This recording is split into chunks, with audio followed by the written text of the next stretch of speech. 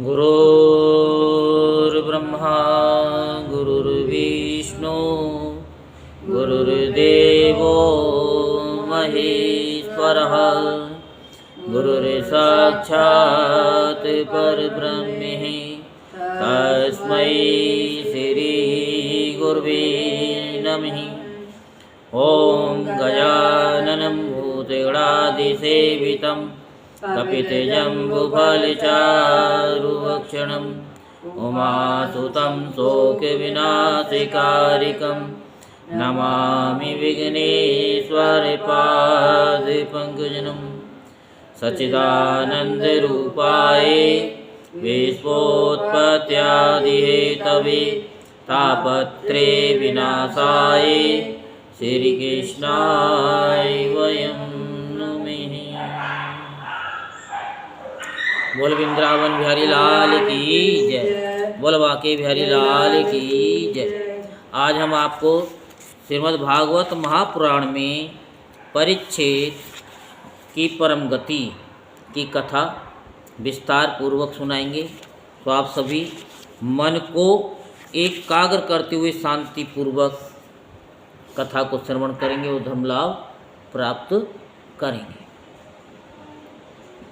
तो श्री सूत जी कहते हैं कि शौनकादि ऋषियों व्यास नंदन श्री सुखदेव मुनि समस्त चराचर जगत को अपनी आत्मा के रूप में अनुभव करते हैं और व्यवहार में सबके प्रति समदृष्टि रखते हैं। भगवान के शरणागत एवं उनके द्वारा सुरक्षित राज ऋषि परीक्षित ने उनका संपूर्ण उपदेश बड़े ध्यान से श्रवण किया। अब वे सिर झुकाकर उनके चरणों के तनिक और पास खिसक आए तथा अंजलि बांधकर उनसे ये प्रार्थना करने लगे। राजा परीक्षित ने कहा कि भगवान आप करुणा के मूर्तिमान स्वरूप हैं। आपने मुझ पर परम कृपा करके अनादि अनंत एक रस सत्य भगवान श्री हरि के स्वरूप और लीलाओं का वर्णन किया है। अब मैं आपकी कृपा से परम अनुग्रहित और कृत्य हो गया हूँ। संसार के प्राणी अपने स्वार्थ और परमार्थ के ज्ञान से शून्य हैं और विभिन्न प्रकार के दुखों के दावानल से दग्ध हो रहे हैं। उनके ऊपर भगवान में महात्माओं का अनुग्रह होता या होना कोई नई घटना अथवा आश्चर्य की बात नहीं है।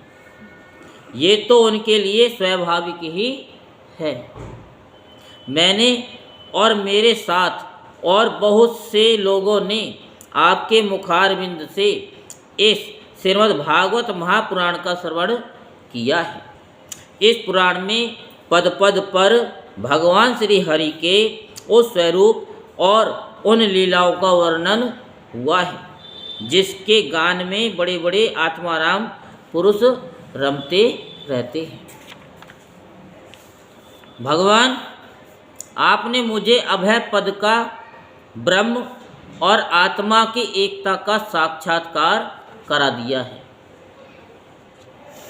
अब मैं परम शांति स्वरूप ब्रह्म में स्थित हूँ। अब मुझे तक्षक आदि किसी भी मृत्यु के निमित्त से अथवा दल के दल मृत्युओं से भी भय नहीं है। मैं अभय हो गया हूँ।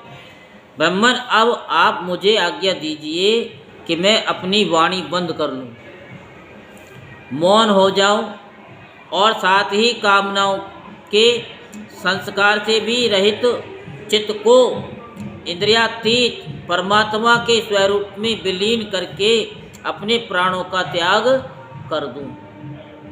आपके द्वारा उपदेश किए हुए ज्ञान और विज्ञान में परिमिष्ट या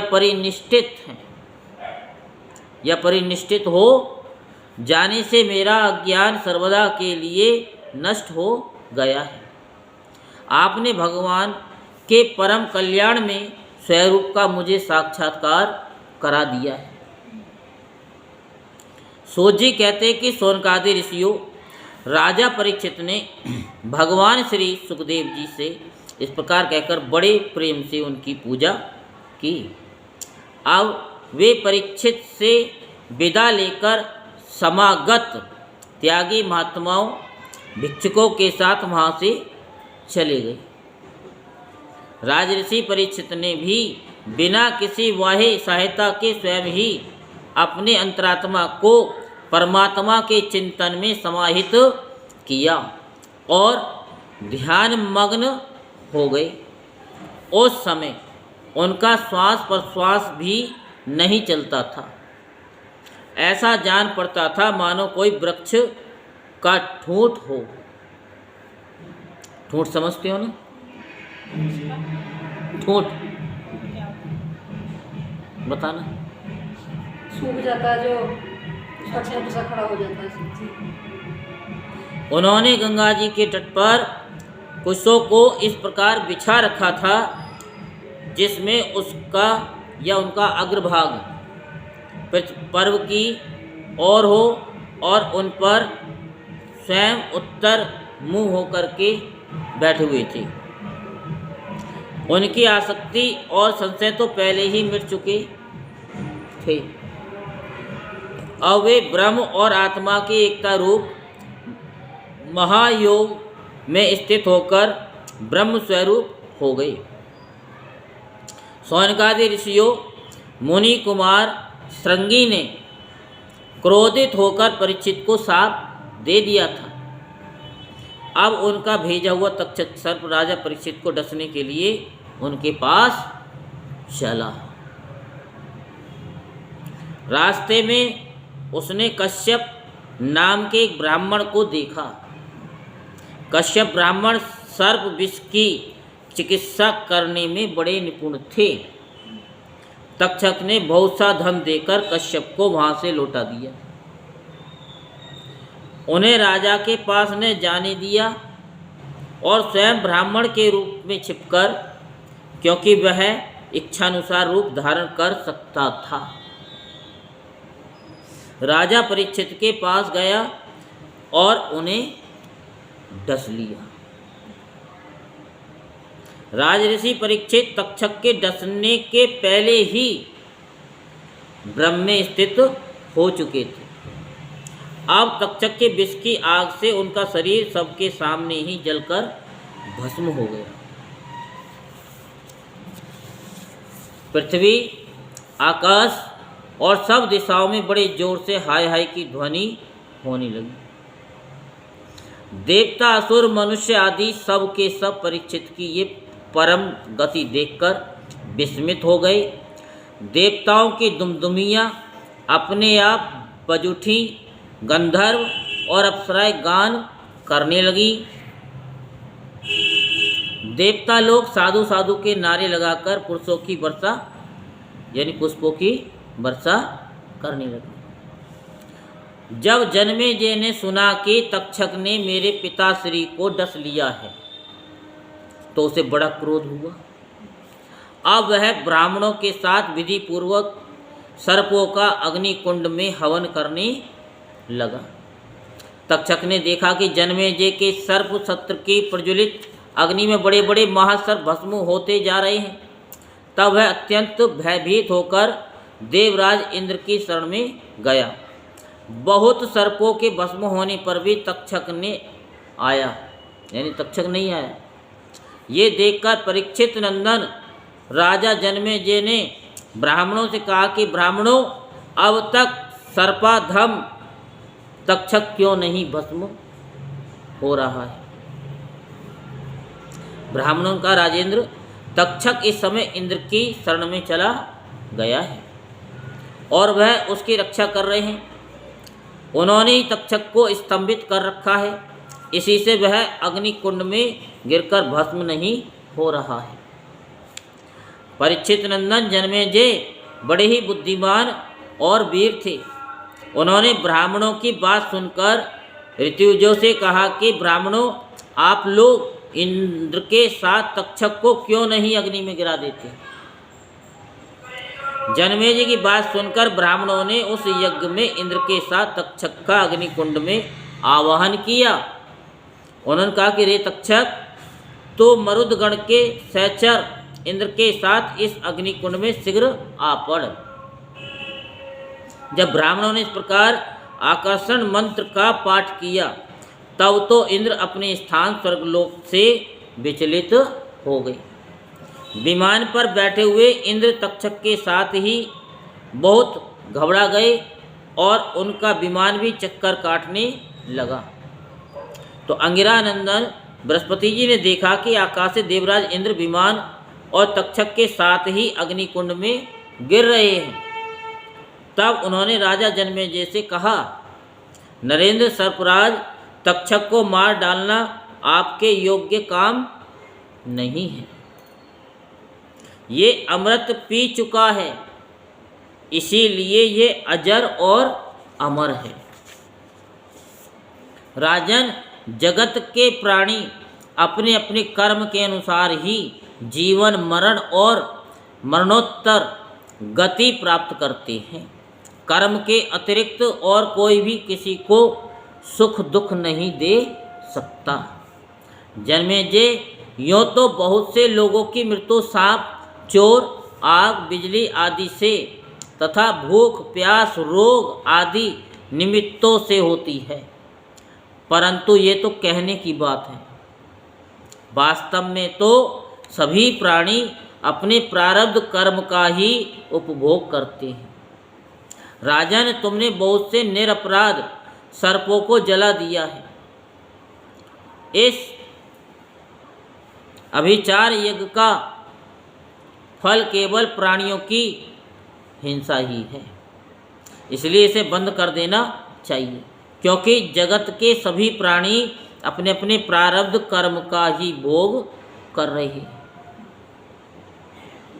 तो सूत जी कहते हैं कि सौनकादि ऋषियों, महर्षि बृहस्पति जी की बात का सम्मान करके जन्मेजय ने कहा कि आपकी आज्ञा शिरोधार्य है। उन्होंने सर्प सत्र बंद कर दिया और देवगुरु बृहस्पति जी की विधि पूर्वक पूजा की।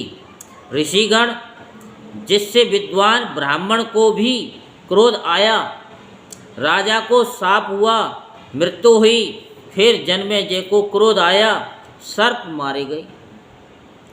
ये वही भगवान विष्णु की महामाया है, ये अनिर्वचनीय है। इसी से भगवान के स्वरूपभूत जीव क्रोध आदि गुण वृत्तियों के द्वारा शरीरों में मोहित हो जाते हैं, एक दूसरे को दुख देते हैं और भोगते हैं, और अपने प्रयत्न से इसको निवृत्त नहीं कर सकते। विष्णु भगवान के स्वरूप का निश्चय करके उनका भजन करने से ही माया से निवृत्ति होती है। इसलिए उनके स्वरूप का निरूपण सुनो। ये दंभी है, कपटी है, हत्याकारी या हत्याकारक, बुद्धि में बार बार जो दंभ कपट का स्फुरण होता है वही माया है। जब आत्मवादी पुरुष आत्म चर्चा करने लगते हैं, तब वह परमात्मा के स्वरूप में निर्भय रूप से प्रकाशित नहीं होता, किंतु भयभीत होकर अपना मोह आदि कार्य न करती हुई किसी प्रकार रहती है। इस रूप में उसका प्रतिपादन किया गया है। माया के आश्रित नाना प्रकार के विवाद मतवाद भी परमात्मा के स्वरूप में नहीं हैं, क्योंकि वे विशेष विषयक हैं और परमात्मा निर्विशेष हैं। केवल वाद विवाद की तो बात ही क्या, लोक परलोक के विषयों के संबंध में संकल्प विकल्प करने वाला मन भी शांत हो जाता है। कर्म उसके संपादन की सामग्री और उसके द्वारा साध्य कर्म, इन तीनों से अनवित अहंकारात्मक जीव, ये सब जिसमें नहीं है वह आत्म स्वरूप परमात्मा न तो किसी के यानी कभी किसी के द्वारा बाधित होता है और न तो किसी का विरोधी ही है। जो पुरुष उस परम पद के स्वरूप का विचार करता है, वह मन की मायामयी लहरों, अहंकार आदि का बाध करके स्वयं अपने आत्म स्वरूप में विहार करने लगता है। जो विमुक्त एवं विचारशील पुरुष परम पद के अतिरिक्त वस्तु का परित्याग करते हुए नीति के द्वारा उसका निषेध करके ऐसी वस्तु प्राप्त करते हैं जिसका कभी निषेध नहीं हो सकता और न तो कभी त्याग ही, वही विष्णु भगवान का परम पद है। ये बात सभी महात्मा और श्रुतियाँ एक मत से स्वीकार करती है। अपने चित्त को एकाग्र करने वाले पुरुष अंतःकरण की अशुद्धियों को, अनात्म भावनाओं को सदा सर्वदा के लिए मिटाकर अनन्य प्रेम भाव से, किससे? प्रेम भाव से, परिपूर्ण हृदय के द्वारा उसी परम पद का आलिंगन करते हैं और उसी में समा जाते हैं। विष्णु भगवान का यही वास्तविक स्वरूप है। कौन सा? यही वास्तविक है स्वरूप है, यही वास्तविक जो उन्होंने आलिंगन किया। हाँ,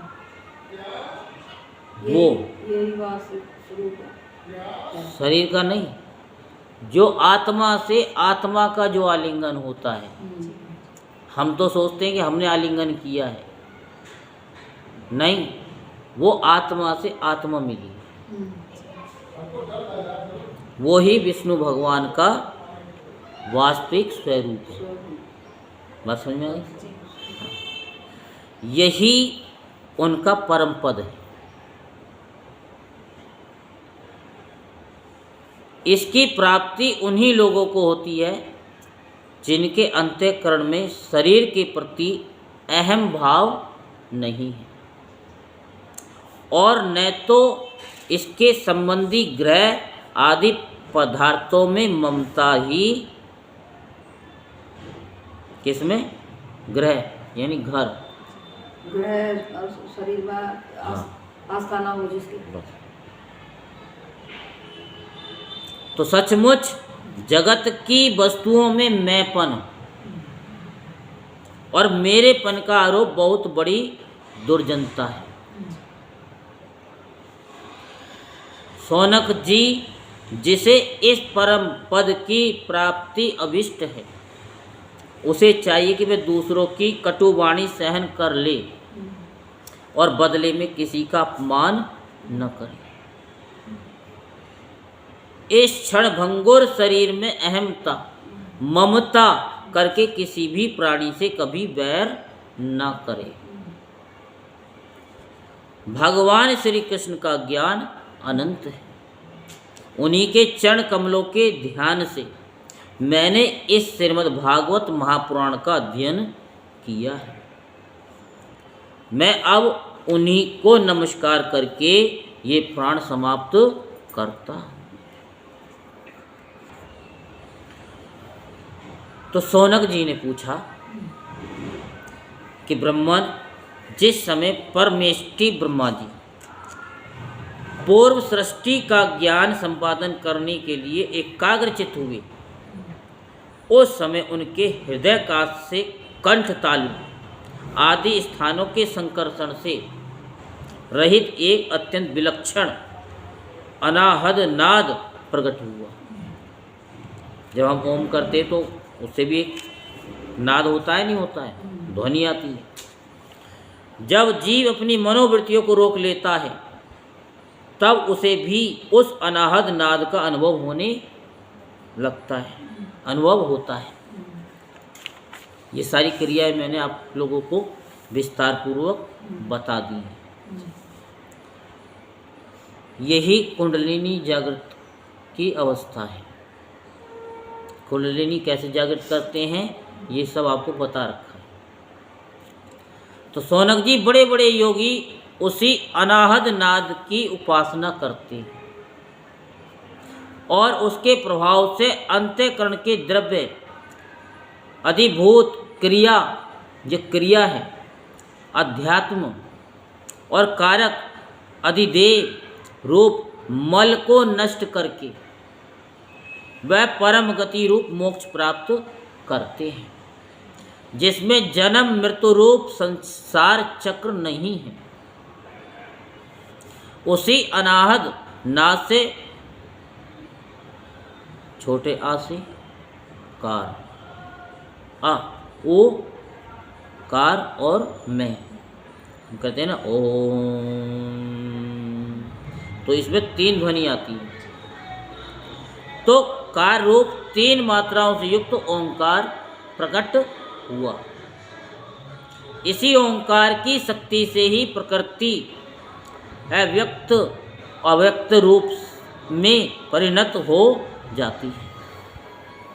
ओंकार स्वयं भी अव्यक्त एवं अनादि है और परमात्मा स्वरूप होने के कारण स्वयं प्रकाश भी है। उसे कोई प्रकाश करने वाला नहीं है, वो स्वयं ही प्रकाशमान है। जिस परम वस्तु को भगवान ब्रह्म अथवा परमात्मा के नाम से कहा जाता है, उसके स्वरूप का बोध भी ओंकार के द्वारा ही होता है।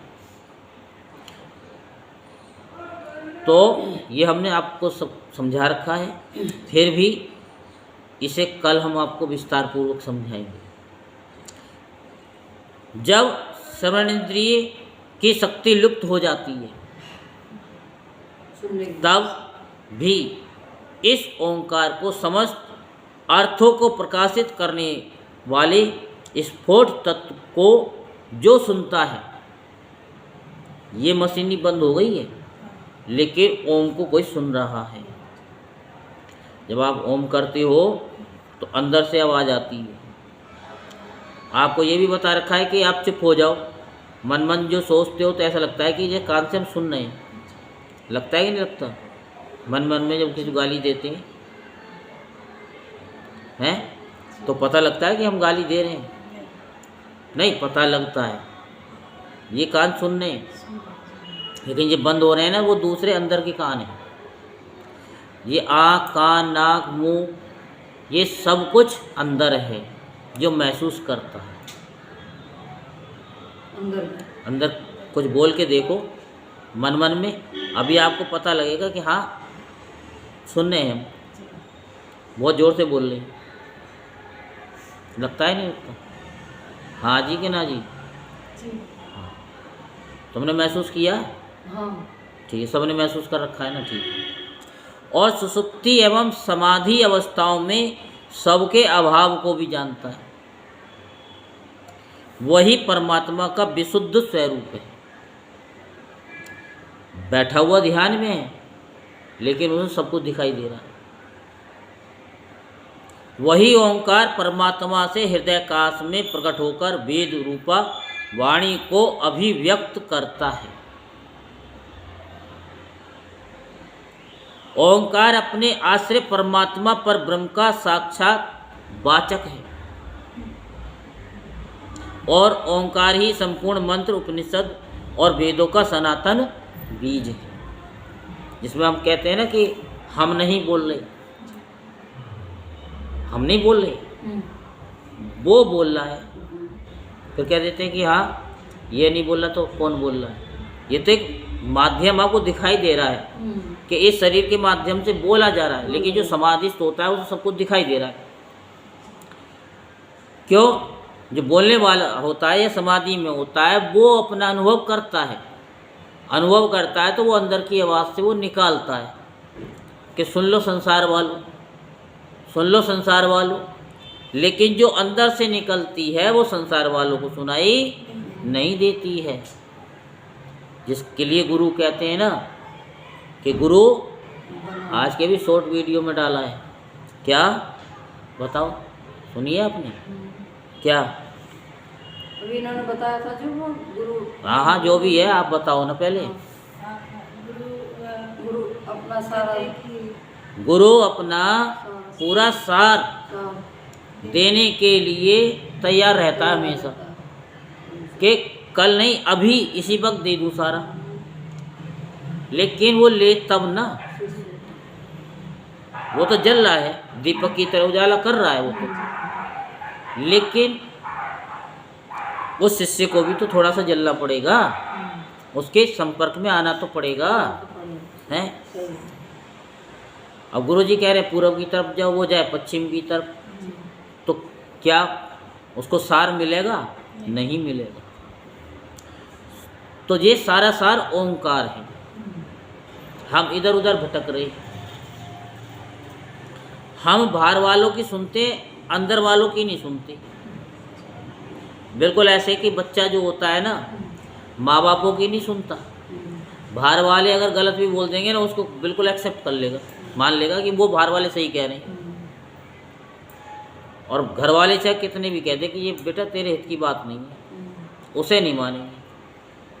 और जब उसको ठोकर लगेगी तब उसको पता चलता है कि ये माँ बाप जो कह रहे थे वो सही है, बाहर वाले गलत। यह हर प्राणी को महसूस होता है, चाहे वो हम हैं, चाहे आप हो, चाहे आपके बच्चे हों, चाहे आपके बच्चों के बच्चे के बच्चे के बच्चे हों, ठीक है। तो सौनक जी, ओंकार के 3 वर्ण हैं, अ, ओ और मैं। यही तीनों वर्ण सत, रज और तम हैं। इन तीनों गुणों ऋक, यजु और साम, इन तीनों नामों भुवः भुवः स्वः, गायत्री मंत्र में बोलते हैं ना स्टार्टिंग में, आता है गायत्री मंत्र की नहीं? तो इन 3 अर्थों और जागृत, सपन, सुषुप्ति, इन 3 वृत्तियों के रूप में 3-3 की संख्या वाले भावों को धारण करते हैं। ये 3-3 की संख्या है, बता रखी है ना हमने। इसके बाद सर्वशक्तिमान ब्रह्मा जी ने ओंकार से ही अंतस्थ, यरलभ्य और ऊष्म, शैशलगम, सैसठकोण, सैसरीपा, है हल, स्वर, आ से औं तक, स्पर्श, का से मैं तक, तथा ह्रस्व और दीर्घ आदि लक्षणों से युक्त अक्षर साम्रा अर्थात वर्णमाला की रचना की।